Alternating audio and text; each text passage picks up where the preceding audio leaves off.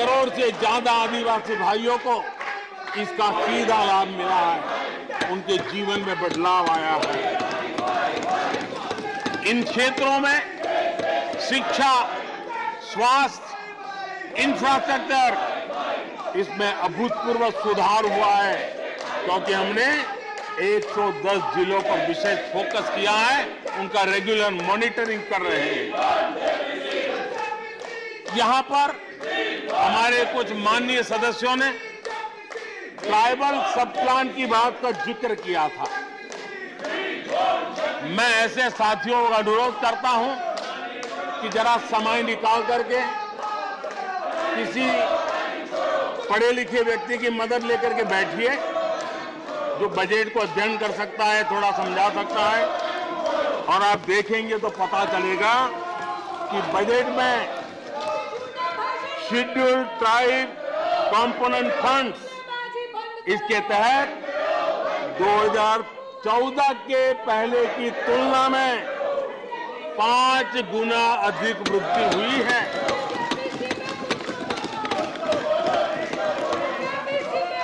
आदरणीय सभापति जी, 2014 के पहले जब उनकी सरकार थी, तब एलोकेशन 20-25 हजार करोड़ रुपए के आसपास रहता था। बहुत पुरानी बात नहीं है, सिर्फ 20-25 हजार करोड़ रुपए। आज यहां आकर के गीत गा रहे हैं। हमने आकर के इस वर्ष 1,20,000 करोड़ का प्रावधान किया। हमने बीते 9 वर्षों में हमारे आदिवासी, हमारे जनजातीय भाई बहनों के उज्जवल भविष्य के लिए और बच्चों के उज्जवल भविष्य के लिए 500 नए एकलव्य मॉडल स्कूल स्वीकृत किए हैं, और ये 4 गुना ज्यादा बढ़ोतरी है। इतना ही नहीं, स्कूलों में टीचर, स्टाफ, इस बार हमने 38,000 नए लोगों के रिक्रूटमेंट का, हमने भर्ती का इस बजट में प्रावधान किया। आदिवासियों के कल्याण के लिए समर्पित हमारी सरकार ने, मैं जरा आपको फॉरेस्ट राइट एक्ट की बात की तरफ ले जाना चाहता हूं। आदरणीय सभापति जी, देश आजाद होने से लेकर हमारे आने से पहले, 2014 के पहले, आदिवासी परिवारों को 14 लाख जमीन के पट्टे दिए गए। पिछले 7-8 वर्षों में हमने 7 लाख नए पट्टे दिए। यह अभूतपूर्व काम हुआ है। हमारे आने से पहले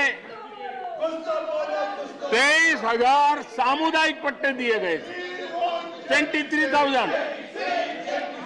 हमारे आने के बाद 80,000 से अधिक सामुदायिक पट्टे दिए गए हैं।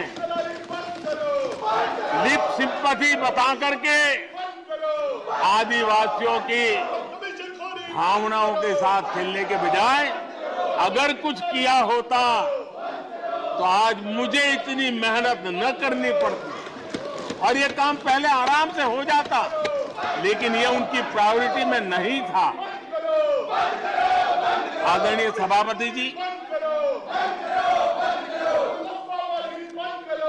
इनकी अर्थनीति, उनकी समाज नीति, उनकी राजनीति वोट बैंक के आधार पर ही चलती रही और उसके कारण समाज की जो बेसिक ताकत होती है, स्वरोजगार के कारण देश की आर्थिक गतिविधि बढ़ाने वाला जो सामर्थ्य होता है, इन्होंने हमेशा नजरअंदाज कर दिया। उनको वो इतने छोटे लगते थे, इतने बिखरे हुए लगते थे, तो उसका उनको कोई मूल्य ही नहीं था। जो छोटे छोटे काम में जुड़े हुए, जो स्वरोजगार के ऊपर समाज पर बोझ बने बिना समाज में कुछ न कुछ वैल्यू एडिशन करते हैं, उनके प्रति दुर्लक्ष्य किया गया। छोटे काम में जुटे इन करोड़ों लोगों को भुला दिया गया। मुझे गर्व है कि मेरी सरकार ने रेहड़ी वाले, ठेले वाले, फुटपाथ पर व्यापार करने वाले लोगों की सुन ले। ब्याज के चक्कर में जिनके जीवन तबाह हो जाते थे, दिन भर का पसीना ब्याजखोरों के घर जाकर के चुकाना पड़ता था, उन गरीबों की चिंता हमने की, उन रेहड़ी ठेले पटरी वालों की चिंता हमने की।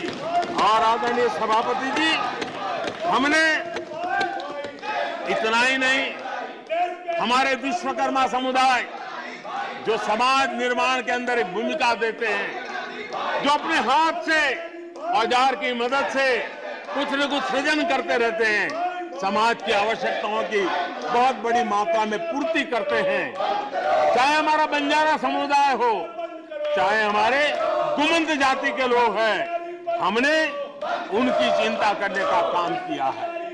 पीएम स्वनिधि योजना हो, पीएम विश्वकर्मा योजना हो, जिसके द्वारा हमने समाज के इन लोगों की मजबूती के लिए काम किया है, उनके सामर्थ्य को बढ़ाने के लिए काम किया। आदरणीय सभापति जी, आप तो स्वयं किसान पुत्र हैं। इस देश के किसानों के साथ क्या बीती है, ऊपर के कुछ एक वर्ग को संभाल लेना और उन्हीं से अपनी राजनीति चलाए रखना, यही सिलसिला चला। इस देश की कृषि की सच्ची ताकत छोटे किसानों में है। 1 एकड़ 2 एकड़ भूमि का वो बड़ा मुश्किल से 80-85% इस देश का ये वर्ग है। इन छोटे किसान उपेक्षित थे, उनकी आवाज कोई सुनने वाला नहीं था। हमारी सरकार ने छोटे किसानों पर ध्यान केंद्रित किया, छोटे किसानों को फॉर्मल बैंकिंग के साथ जोड़ा। आज साल में 3 बार सीधे पीएम किसान सम्मान निधि छोटे किसान के खाते में जमा होती है।